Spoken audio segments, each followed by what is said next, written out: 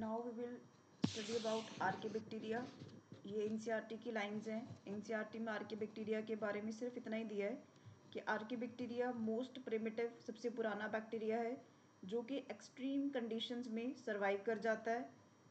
They can live in most harsh condition. Extreme मतलब कि harsh condition, harsh habitats like archaebacteria जो है वो सर्वाइव कर सकता है एक्सट्रीम सॉल्टी एरियाज़ में। और इस टाइप के एरियाज़ को हम कहते हैं हेलोफाइल्स। हॉट स्प्रिंग्स जहाँ पे बहुत ही गर्म पानी होता है, 80 डिग्री के आसपास गर्म होता है और उसमें लो पीएच होती है, अबाउट 2 पीएच होगी, एसिडिक मीडियम होगा, तो ऐसे बैक्टीरिया को हम कहते हैं थर्मो एसिडोफाइल्स।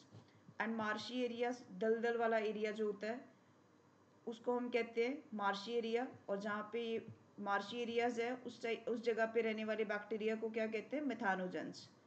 आर्किबैक्टीरिया इतनी हार्श कंडीशन में सर्वाइव क्यों कर पा रहा है? हर बैक्टीरिया तो नहीं कर पाता इतने हार्श कंडीशन में सर्वाइव। ये क्यों कर पा रहा है? तो दैट मीन्स कि ये दूसरे बैक्टीरिया से इतना अलग क्यों है?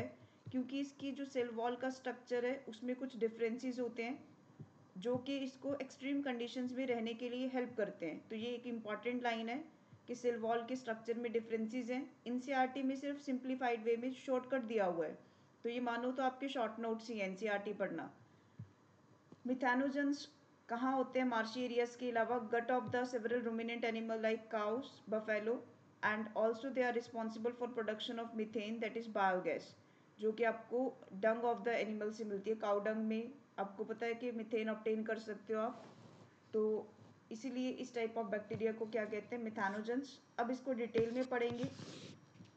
हमने बोला कि सेल वॉल जो है आर्किबैक्टीरिया की, उसमें कंपोजिशन में कुछ डिफरेंसेस होते हैं। तो सेल वॉल में क्या डिफरेंसेस होते हैं? जो सेल वॉल है वो बनी होती है सीडोम्यूरिन की। आर्किबैक्टीरिया की सेल वॉल किसकी बनी होती है? सीडोम्यूरिन। जबकि नॉर्मली यूबैक्टीरियाज में क्या होता था, मुरामिक एसिड प्रेजेंट होता था कि मुरामिक प्रॉपर प्रेजेंट है, बट यहाँ पे सीडोम्यूरिन प्रेजेंट है। और आपने पढ़ा था सेल वॉल में नैग और नैम होता है, N acetyl glucosamine plus N acetyl muramic acid होता था। यहाँ पे NAM is replaced by NAT. NAM क्या होता है? N acetyl muramic acid. और नैट क्या होता है? N acetyl talosaminuronic acid. फिर इसमें सेल वॉल के अलावा सेल मेम्ब्रेन कॉम्पोजिशन में भी डिफरेंस होता है। जो आर्किबैक्टीरिया है इसमें लिपिड्स की क्या देखने को मिलती है? मोनोलेयर। जबकि नॉर्मली बैक्टीरिया में क्या होता है? बाई लेयर ऑफ लिपिड्स, जैसे कि आपको यूकैरियोट्स में देखने को मिलती है। Lipids have branched chain molecules instead of straight chain. यहाँ पे जो लिपिड्स के मॉलिक्यूल हैं वो कैसे होते हैं? ब्रांच चेन में होते हैं, स्ट्रेट की जगह।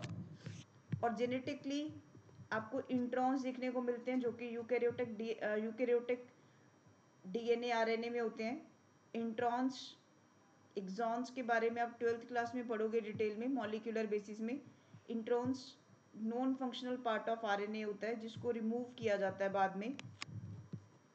तो ये सिर्फ आपको अभी के लिए याद रखना है कि इनके पास इंट्रॉन्स होते हैं।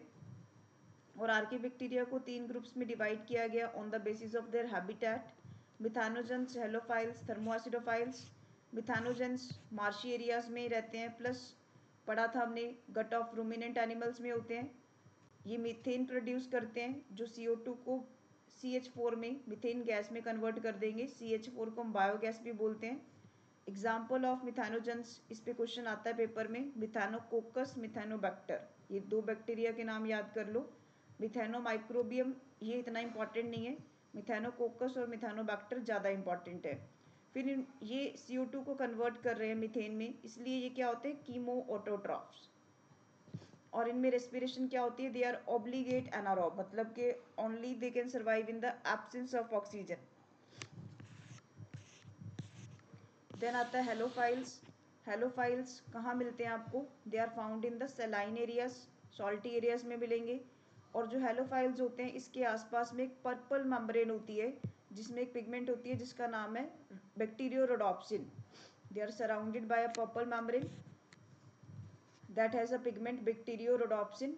इस पिगमेंट की एक खास बात होती है कि ये लाइट एनर्जी को एब्जॉर्ब करती है और सीधा ATP बना देती है विदाउट फॉर्मिंग द फूड। यहाँ पे खाना नहीं बन रहा है, ये बात इंपॉर्टेंट है, याद रखनी है कि खाना नहीं बनेगा, सीधा एनर्जी बनती है।